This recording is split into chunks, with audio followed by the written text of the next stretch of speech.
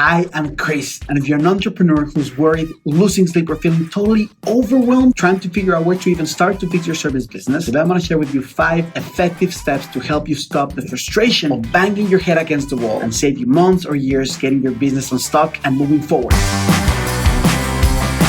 Hello, Chris here. Welcome to another episode of Perfect Mondays, where I share with driven women entrepreneurs with service businesses how you can gain a lot more freedom, triple your revenue while working half the time. Before I even go into exploring how to stop feeling like you're carrying the world on your shoulders, it's critical you understand what causes overwhelm so you can recognize when you're doing it. People do it so often, it becomes an auto response. The neural pathways in your brain are so wired to feel this way. Imagine your typical heist movie scene where the protagonist arrives at a road, there's a SWAT team surrounding a car, and there's a bomb that has to be deactivated. As the hero is working on deactivating the bomb, the camera is using something called shallow depth of field. It means you can see the close-up of the main character solving the problem, but everything else in the background is blurry. The sound also focuses on the action. It's like you can hear their heartbeat. Imagine the cinematographer had a terrible night. They forget to set the camera lens properly. So instead of only seeing the hero deactivating the bomb, you can see every little distracting detail behind it. People huddling, a person dropping his coffee, a dog peeing on a post. Not only that, but you can hear the two-way radio of police cars, different radio stations playing clashing music. This scene quickly becomes an unfocused nightmare that's hard to follow. In a nutshell, this is overwhelm. It's the inability to use the lens of your mind to focus on one single challenge, blurring out the rest. The reason why it has such a negative impact on your nervous system and why it makes you feel like crap is because when you pay attention to multiple problems, you get sensory overload. Your system shuts down. You either avoid solving the problem or give up quickly because it's too much to handle. Does this ring a bell? Before I share these 5 steps with you, I have a gift for you, something that's super helpful. If you're interested in taking the concept I'm going to share today in this video further that can explain them here, you want to create a lot more freedom in your life and your business. Instead of just understanding these concepts intellectually, I created a training that you can access for free. All you have to do is click on the first link underneath the description of this video. You're gonna see a page that looks like this. And when you enter your name and email, you'll get instant access to watch my masterclass to apply this concept in a much more effective way for your business. Step number 1 to stop overwhelm is clear your mind. And you do this by writing your problems on paper. You grab a pen and paper, write down everything that you think you need to solve. All the little things that are bothering you right now. This isn't something you're going to publish anywhere or share with the world. So please, I challenge you to be honest with yourself and write down the challenges or problems the way that you feel and see them. Say the things you say to yourself when no one else is listening. So for example, you might write something like, I have the shittiest videographer ever who thought of like down on us. We're stuck at fundraising. We're hearing crickets, raising capital. My team is like a permanent Debbie Downer, always unmotivated. Our sales are in the dump.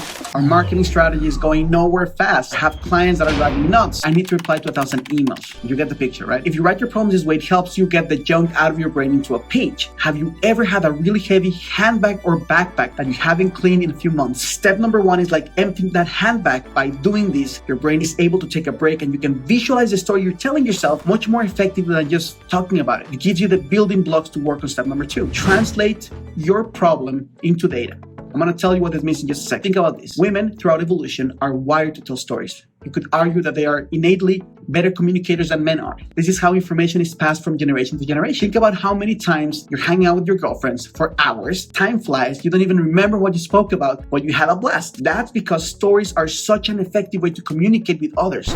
Accept yourself, much less in relationship to your business. You can't solve stories. You can only solve measurable outcomes or goals. So I want you to go through a list of your problems and imagine being, instead of a filmmaker, you're a journalist who can only speak in facts and numbers. So for example, I have the worst videographer ever who totally flaked out on us because I need a videographer who can edit 4 videos with $800 budget in 3 days. The first one's a story that makes you feel like crap without a real solution. The second one is actually an objective goal with measurable metrics. For example, we're stuck at fundraising. We're hearing crickets. Raising capital becomes, we need to raise $2 million within 3 or 4 months. Again, one is a story with a heavy emotional toll. The next one can be solved. You might ask, well, Chris, what if I have a personal challenge with a partner? Let's say that you wrote, my partner is a jackass who doesn't get my vision. This could become, I need to find an effective way to communicate the value of a specific project and the risk of not taking action to my partner within 2 weeks. If you've ever bought a steak and you're going to prepare it, step number 1 is like trimming the fat from the story. So get to the bullet points that you can actually solve. This step alone immediately starts changing the way you feel about your challenges. Now, step number 3 is assign a percentage. Not all problems are created equal. So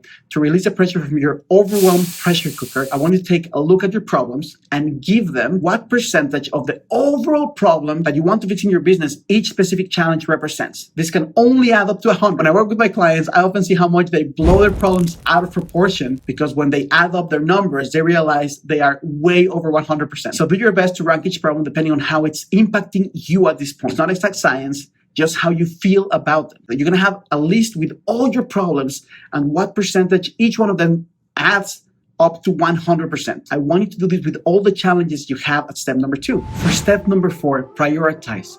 Choose one. Select the one challenge that is affecting you the most. Look at all the percentages and choose the biggest one. The one that if you started solving would disproportionately release a significant amount of stress. This is the opposite of what most people do. This may even go against your nature, because you may want to solve things that are nearly as important or things that are easier to solve, but don't really add up to releasing the overwhelm. This step is like taking all the items from your purse and selecting the biggest, heaviest one responsible for hurting your back. Step number 5. 3 actions in 24 hours. I want you to come up with the 3 first most significant actions you can take towards solving this one challenge within the next 24 hours. Let's imagine that you selected the videographer. You could send an email to your network to look for recommendations. You could write a post on Upwork or Fiverr. You could do a search on Yelp. If your issue was raising capital, you could join an online network where you could have access to investors. Buy an ebook on raising funds. You could schedule a call with someone who's already done it to get some feedback. You could even revamp your pitch deck. This is not going to solve all your problems, but you go from overwhelm about a lot of stories with no solution to actually having a prioritized list of solvable challenges that you can start tackling, and the first action for the most significant problem. This is a framework that I've used with so many clients. Like I have a case study on my website from Soab, who owns a digital ad agency. She was working 60 hours a week. When we used this framework on her, among other things that we used, she reduced her workload to 20 hours, from 60 to 20 hours, and she doubled her revenue within 2 months. Now, this is powerful stuff. So let's do a really quick summary. Step number 1 is clear your mind. Step number 2, translate your problems into data. Number 3, assign a percentage. Number 4, prioritize, choose one. And step number 5 is 3 actions in 24 hours. I hope this is practical and helpful. If it is, and you want to take these concepts much further that I can share with you on this video, make sure to click on the first link underneath the description of this video and watch my free training. If you enjoyed this video, please click like and subscribe to my channel.